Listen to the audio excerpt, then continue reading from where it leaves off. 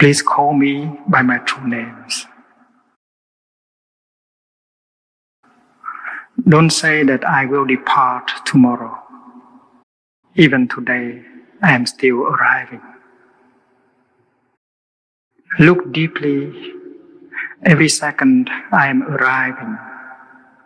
To be a bird on a spring branch.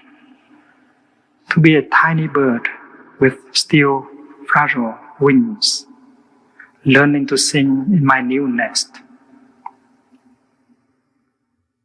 To be a caterpillar in the heart of a flower. To be a jewel hiding itself in a stone. I still arrive in order to laugh and to cry, to fear and to hope. The rhythm of my heart is the birth and death of all that is alive. I am a mayfly metamorphosing on the surface of the river. And I am the bird that swoops down to swallow the mayfly. I am a frog swimming happily in the clear water of a pond. And I am the grass snake that silently feeds itself on the frog. I am the child in Uganda, all skin and bones, my legs as thin as bamboo sticks. And I am the arms merchant selling deadly weapons to Uganda. I am the 12-year-old girl, refugee on a small boat, who throws herself in the ocean after being raped by a sea pirate. I am the pirate, my heart not yet capable of seeing and loving. I am a member of the Politburo with plenty of power in my hands, and I am the man who has to pay his debt of blood to my people, dying slowly in a forced labor camp. My joy is like spring, so warm it makes flowers bloom all over the earth. My pain is like a river of tears, so vast it fills the 4 oceans. Please call me by my true names, so I can hear all my cries and laughter at once. So I can see that my joy and my pain are one.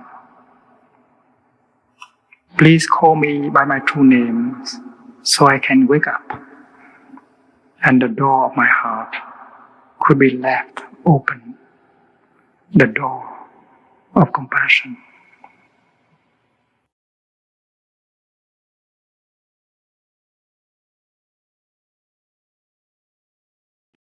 After the Vietnam War, many people wrote to us in Plum Village. We received hundreds of letters each week from the refugee camps in Singapore, Malaysia, Indonesia, Thailand, and the Philippines. Hundreds each week. It was very painful to read them, but we had to be in contact. We tried our best to help, but the suffering, it was enormous, and sometimes we were discouraged.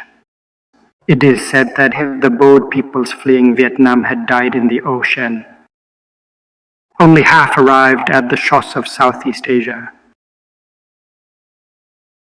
There were many young girls, boat people, who were raped by sea pirates. Even though the United Nations and many countries tried to help the government of Thailand to prevent that kind of piracy, sea pirates continue to inflict much suffering on the refugees. One day, we received a letter telling us about a young girl on a small boat who was raped by a Thai pirate.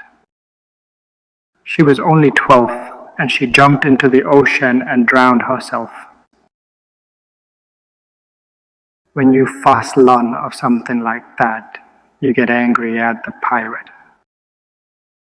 You naturally take the side of the gull, as you look more deeply, you will see it differently. If you take the side of the little girl, then it is easy. You only have to take a gun and shoot the pirate. But we cannot do that. In my meditation, I saw that if I had been born in the village of the pirate and raised in the same conditions as he was, I would now be the pirate. There is a great likelihood that I would become a pirate. I cannot condemn myself so easily. In my meditation, I saw that many babies are born along the Gulf of Siam, hundreds every day. And if we educators, social workers, politicians and others do not do something about the situation, then in 25 years, a number of them will become sea pirates. That is certain. If you or I were born today in those fishing villages, we might become sea pirates in 25 years. So if you take a gun and shoot the pirate, you should all of us, because all of us are to some extent responsible for this state of affairs. After a long meditation, I wrote this poem. In it, there are three people: the 12-year-old girl, the pirate, and me. Can we look at each other and recognize ourselves in each other?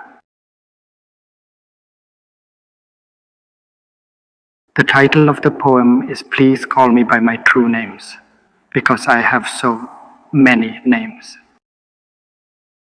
And when I hear any one of these names, then I have to say, yes,